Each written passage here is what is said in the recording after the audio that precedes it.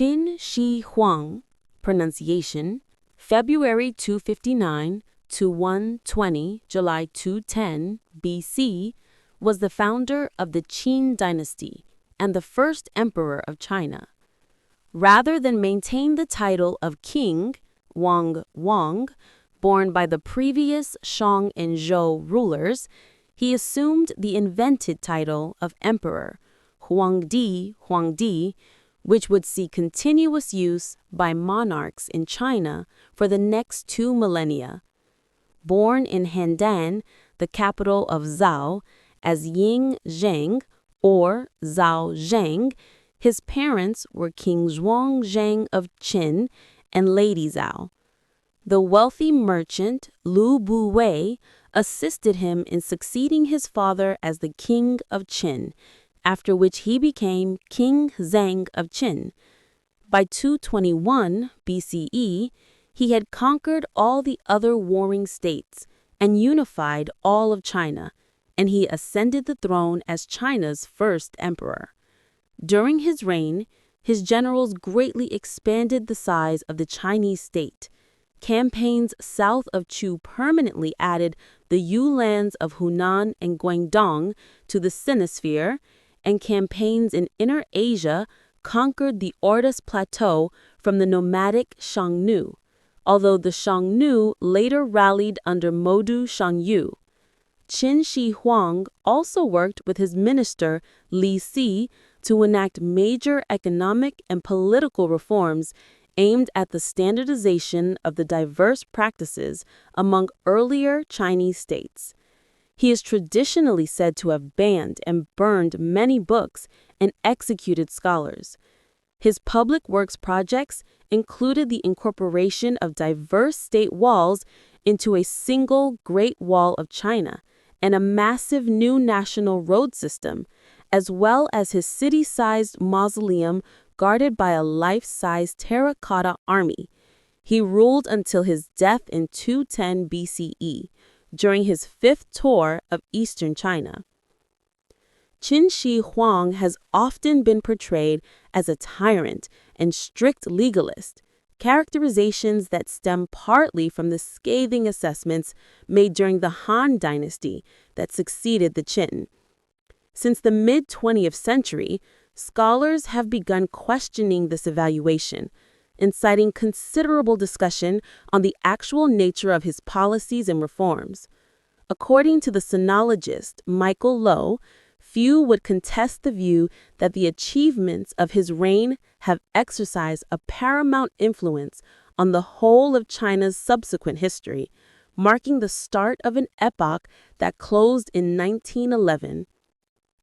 Modern Chinese sources often give the personal name of Qin Shi Huang as Ying Zheng, with Ying taken as the surname and Zheng the given name. However, in ancient China, the naming convention differed, and the clan name Zhao, the place where he was born and raised, may be used as the surname. Unlike modern Chinese names, the nobility of ancient China had 2 distinct surnames. The ancestral name comprised a larger group descended from a prominent ancestor, usually said to have lived during the time of the legendary 3 sovereigns and 5 emperors, and the clan name comprised a smaller group that showed a branch's current fief or recent title. The ancient practice was to list men's names separately. Sima Quan's Basic Annals of the First Emperor of Qin introduces him as given the name Zheng and the surname Zhao, or to combine the clan surname with the personal name. Sima's account of Chu describes the 16th year of the reign of King Kali as the time when Zhao Zheng was enthroned as king of Qin. However, since modern Chinese surnames, despite usually descending from clan names, use the same character as the old ancestral names, it is much more common in modern Chinese sources to see the emperor's personal name written as Ying Zheng, using the ancestral name of the House of Ying. The rulers of the state of Qin had styled themselves kings from the time of King Huaifin in 325 BCE. Upon his ascension, Zheng became known as the King of Qin, or King Zheng of Qin.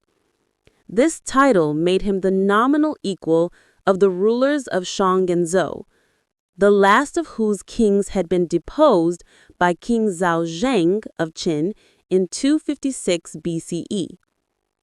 Following the surrender of Qi in 221 BCE, King Zheng unified all of the lands of the former kingdom of Zhou. Rather than maintain his rank as king, however, he created a new title of Huang Di, emperor, for himself. This new title combined two titles, Huang of the mythical three sovereigns and Di of the legendary five emperors of prehistory. The title was intended to appropriate some of the prestige of the Yellow Emperor, whose cult was popular in the later Warring States period and who was considered to be the founder of the Chinese people. King Zheng chose the new regnal name of First Emperor, the understanding that his successors would be successively titled the Second Emperor, Third Emperor, and so on through the generations. In fact, the scheme lasted only as long as his immediate heir, the Second Emperor. The new title carried religious overtones. For that reason, sinologists starting with Peter A. Buldberg or Edward H. Schaeffer sometimes translate it as the Thearch, and the first emperor as the first Thearch. The first emperor intended that his realm would remain intact through the ages, but following its overthrow and replacement by Han after his death, it became customary to prefix his title with Qin. Thus, as early as Sima Qian, it was common to shorten the resulting four-character Qin Shi Huang Di to Qin Shi Hong, variously transcribed as Qin Shi Huang or Qin Shi Huang. Following his elevation as emperor, both Zheng's personal name, Zheng, and possibly its homophone, Zheng, became taboo. The first emperor also arrogated the first-person pronoun, Jin, for his exclusive use and, in 212 BC, began calling himself the Immortal.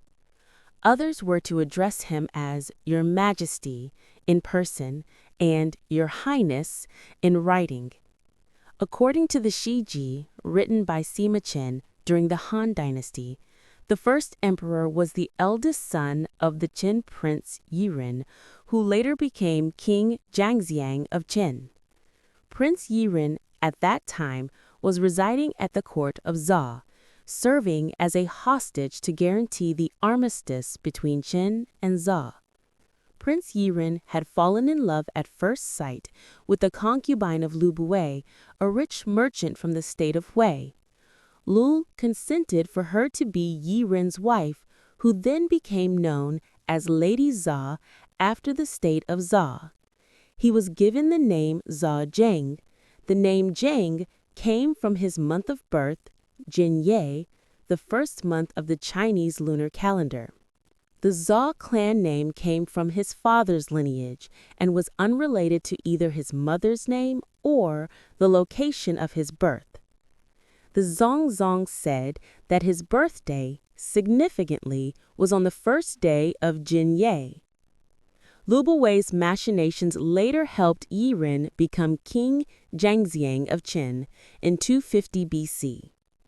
However, the Shiji also claimed that the first emperor was not the actual son of Prince Yiren, but that of Lu Buwei. According to this account, when Lu Buwei introduced the dancing girl to the prince, she was Lu Buwei's concubine and had already become pregnant by him, and the baby was born after an unusually long period of pregnancy. According to translations of the Lu Shi Chunchu, Zhao Ji gave birth to the future emperor in the city of Handan in 259 BC, the first month of the 48th year of King Zhao Huang of Qin. The idea that the emperor was an illegitimate child, widely believed throughout Chinese history, contributed to the generally negative view of the first emperor. However, a number of modern scholars have doubted this account of his birth. Sinologist Dirk Boddy wrote, "There is good reason for believing that the sentence describing this unusual pregnancy is an interpolation added to the Shiji by an unknown person to slander the first emperor and indicate his political as well as natal illegitimacy." John Knockblock and Geoffrey Regal, in their translation of Lu Buwei's Liu Shi Chunchu, call the story patently false, meant both to libel Lu Buwei and to cast aspersions on the first emperor. Claiming Lu Buwei, a merchant, as the first emperor's biological father was meant to be especially disparaging, since later Confucian society regarded merchants as the lowest social class. In 246 BC, when King Zongzong died after a short reign of just 3 years, he was succeeded on the throne by his 13-year-old son. At the time, Zhao Zeng was still young, so Lu Buwei acted as the regent prime minister of the state of Qin, which was still waging war against the other 6 states.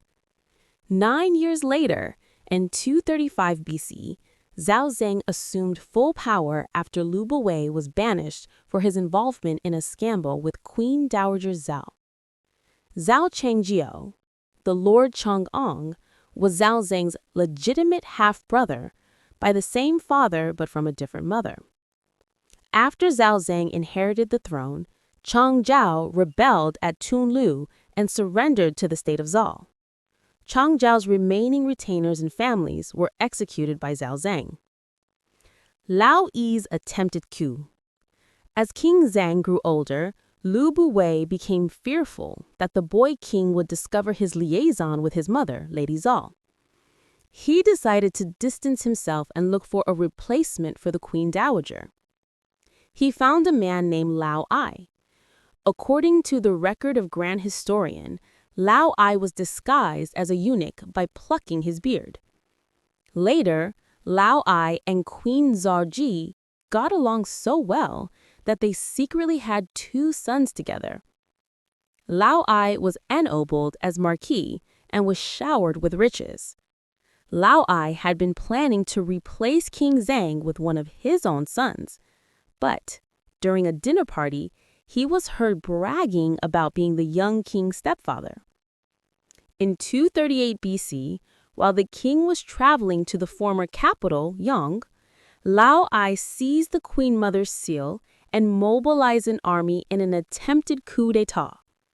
When notified of the rebellion, King Zhang ordered Lu Buwei to let Lord Chengping and Lord Chengwen attack Lao Ai. Although the royal army killed hundreds of rebels at the capital, Lao Ai successfully fled the battlefield. A price of 1 million copper coins was placed on Lao Ai's head if he was taken alive, or 500,000 if dead. Lao Ai supporters were captured and beheaded. Then Lao Ai was tied up and torn to 5 pieces by horse carriages, while his entire family was executed to the 3rd degree. The 2 hidden sons were also killed, while the mother Zaji was placed under house arrest until her death many years later. Lu Buwei drank a cup of poisoned wine and committed suicide in 235 BC. Ying Zhang then assumed full power as the king of the Pin State. Replacing Lu Buwei, Li Si became the new chancellor. King Zhang and his troops continued their conquest of the neighboring states. The state of Yan was no match for the Pin states. Small and weak, it had already been harassed frequently by Pin soldiers. Crown Prince Dan of Yan plotted an assassination attempt against King Zhang, recruiting Jing Ke and Qin Wuyang for the mission in 227 BC. The assassins gained access to King Zhang by pretending a diplomatic gifting of goodwill, a map of Dukong, and the severed head of Fan Wuji. Qin Wuyang stepped forward first to present the map case but was overcome by fear. Then, Jing Ke advanced with both gifts while explaining that his partner was trembling because he had never set his eyes on the Son of Heaven. When the dagger unrolled from the map, the king leapt to his feet and struggled to draw his sword. None of his courtiers were allowed to carry arms in his presence. Jing stabbed at the king but missed, and King Zhang slashed Jing's thigh. In desperation, Jing threw the dagger but missed again. He surrendered after a brief fight in which he was further injured. The Yan state was conquered in its entirety 5 years later. In an attempt to avoid a recurrence of the political chaos of the Warring States period, Qin Shi Huang and Li Si worked to completely abolish the feudal system of loose alliances and federations. They organized the empire into administrative units and subunits. First 36, later 40, commanderies, then counties, townships, and 100 family units, li, roughly corresponding to modern-day sub-districts and communities. People assigned to these units would no longer be identified by their native region or former feudal state. For example, Chu person, Chu Ren. Appointments were to be based on merit instead of hereditary right. Economic reforms. Qin Shi Huang and Li Si unified China economically by standardizing the weights and measurements. Wagon axles were prescribed a standard length to facilitate road transport. The emperor also developed an extensive network of roads and canals for trade and communication. The currencies of the different states were standardized to the Banling coin. The forms of Chinese characters were unified. Under Li Si, the Sil script of the state of Qin became the official standard, and the Qin script itself was simplified through removal of variant forms. This did away with all the regional scripts to form a universal written language for all of China, despite the diversity of spoken dialects. Monumental statuary. According to Chinese records, after unifying the country in 221 BC, Qin Shi Huang confiscated all the bronze weapons of the conquered countries and cast them into 12 monumental statues, the 12 metal colossi, which he used to adorn his palace. Each statue was said to be 5 zhang, which is 11.5 meters in height, and weighing about 1,000 dan, which is about 70 tons. Each statue was said to be 5 zhang, which is 11.5 meters in height, and weighing about 1,000 dan, which is about 70 tons. Sima Qian considered this as one of the great achievements of the emperor, on a par with the unification of the law, weights, and measurements, standardization of the axle width of carriages, and standardization of the riding system. For 600 years, the statues were commented upon and moved around from palace to palace until they were finally destroyed in the 4th century AD, but no illustration has remained. While the previous Warring States era was one of constant warfare, it was also considered the golden age of free thought. Qin Shi Huang eliminated the 100 schools of thought, which included Confucianism and other philosophies. With all other philosophies banned, legalism became the mandatory ideology of the Qin dynasty. Beginning in 213 BC, at the instigation of Li Si, and to avoid scholars' comparisons of his reign with the past, Qin Shi Huang ordered most existing books to be burned, with the exception of those on astrology, agriculture, medicine, divination, and the history of the state of Qin.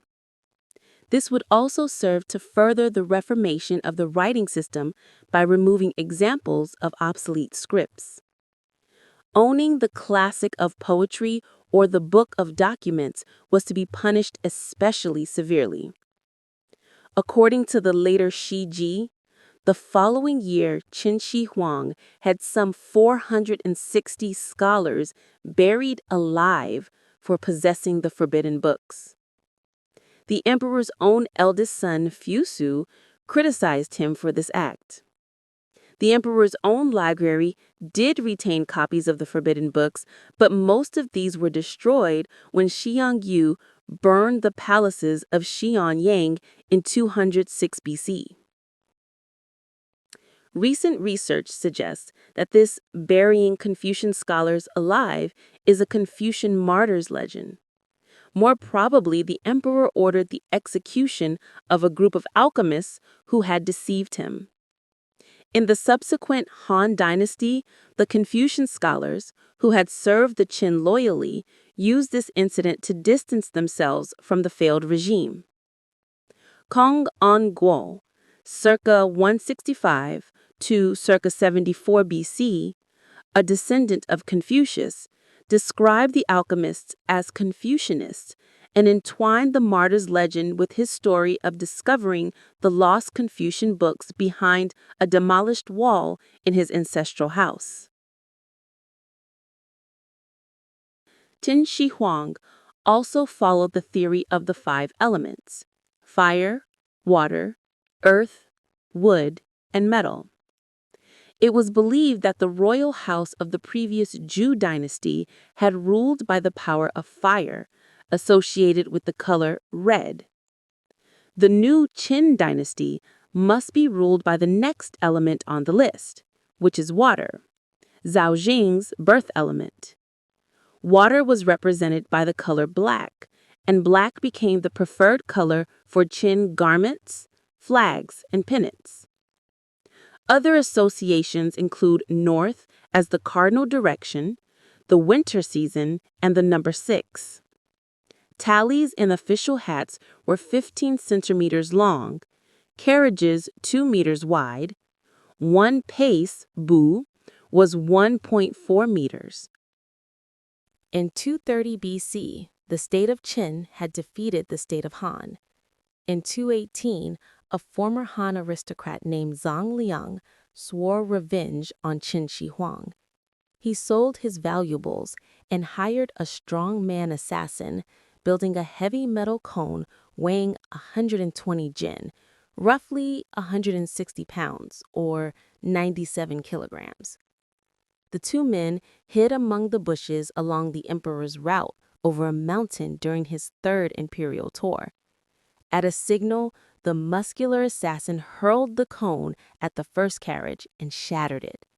However, the emperor was traveling with 2 identical carriages to baffle attackers, and he was actually in the second carriage. Thus, the attempt failed, though both men were able to escape the subsequent manhunt. Numerous state walls had been built during the previous 4 centuries, many of them closing gaps between river defenses and impassable cliffs.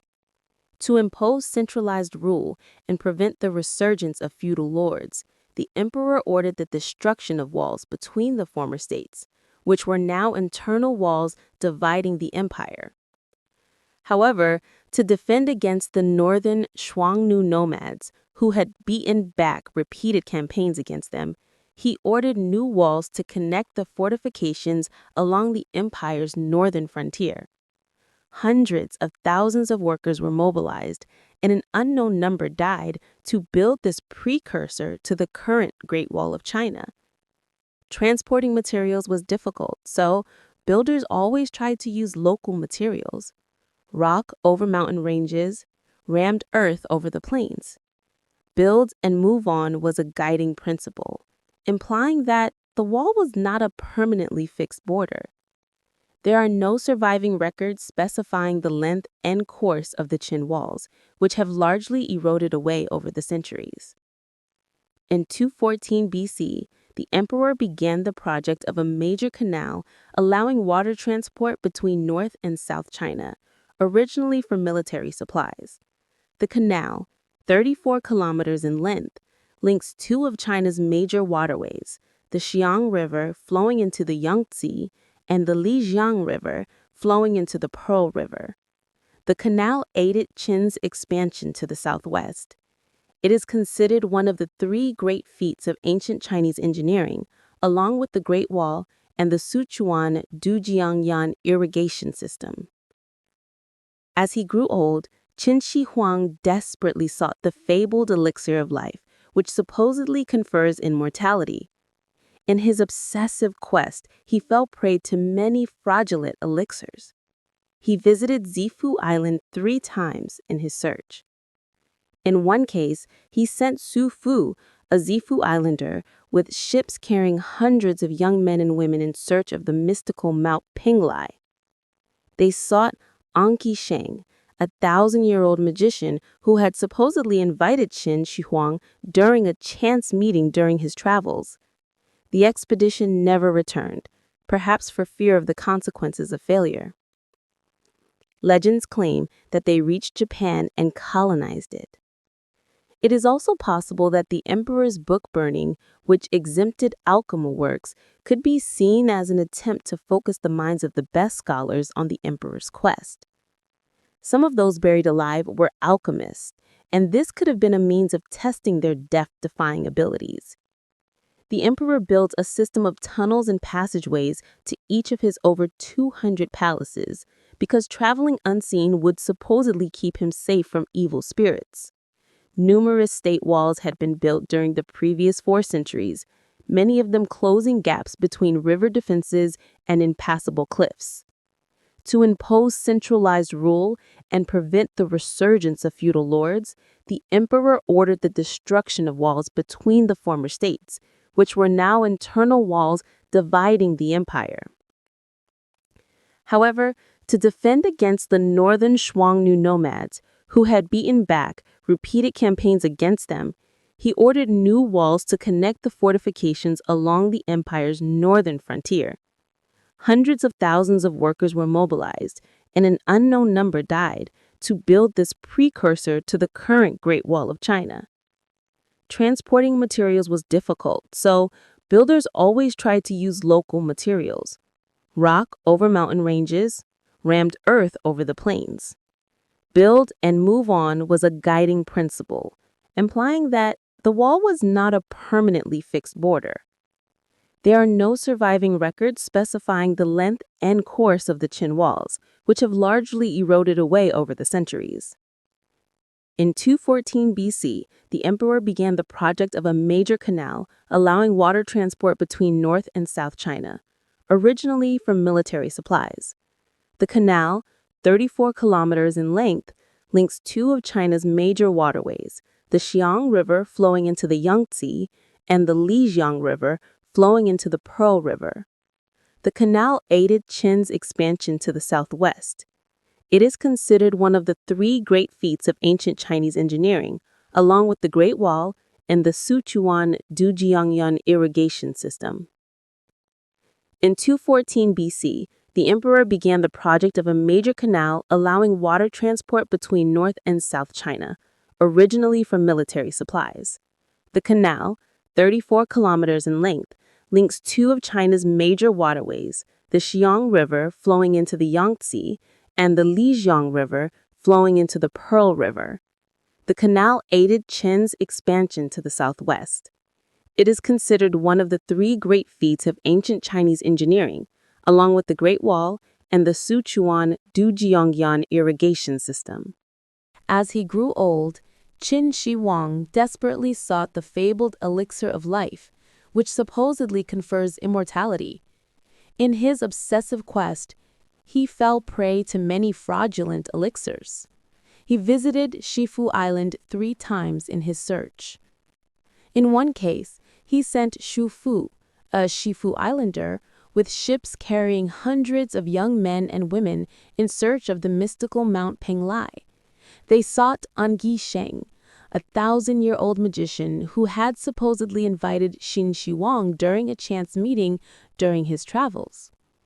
The expedition never returned, perhaps for fear of the consequences of failure. Legends claim that they reached Japan and colonized it. It is also possible that the emperor's book burning, which exempted alchemical works, could be seen as an attempt to focus the minds of the best scholars on the emperor's quest. Some of those buried alive were alchemists, and this could have been a means of testing their death-defying abilities. The emperor built a system of tunnels and passageways to each of his over 200 palaces, because traveling unseen would supposedly keep him safe from evil spirits. In 211 BC, a large meteor is said to have fallen in Dengzheng, in the lower reaches of the Yellow River, and someone inscribed the seditious words, "The first emperor will die and his land will be divided." The emperor sent an imperial secretary to investigate this prophecy.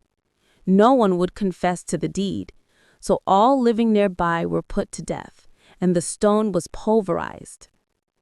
During his 5th tour of eastern China, the emperor became seriously ill in Pingyuanjin, Pingyuan County, Shandong, and died in July or August of 210 BC at the palace in Shakyu Prefecture, about 2 months' travel from Shenyang, at the age of 49. The cause of Qin Shi Huang's death remains unknown, though he had been worn down by his many years of rule. One hypothesis holds that he was poisoned by an elixir containing mercury given to him by his court alchemists and physicians in his quest for immortality. Upon witnessing the emperor's death, Chancellor Li Si feared the news could trigger a general uprising during the 2 months' travel for the imperial entourage to return to the capital Shenyang. Li Si decided to hide the emperor's death.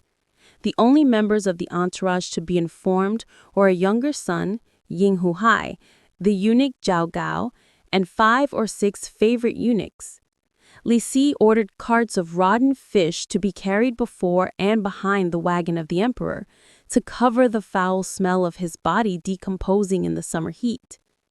Pretending he was alive behind the wagon's shade, they changed his clothes daily, brought food, and pretended to carry messages to and from him. After they reached Shenyang, the death of the emperor was announced. Qin Shi Huang had not liked to talk about his death and had never written a will. Although his eldest son Fusu was first in line to succeed him as emperor, Li Si and chief eunuch Zhao Gao conspired to kill Fusu, who was in league with their enemy, General Meng Tian. Meng Tian's brother, Meng Yi, a senior minister, had once punished Zhao Gao. Li Si and Zhao Gao forged a letter from Qin Shi Huang commanding Fusu and General Meng Tian to commit suicide. The plan worked, and the younger son, Hu Hai, started his brief reign as the second emperor, later known as Qin Shi, or second-generation Qin.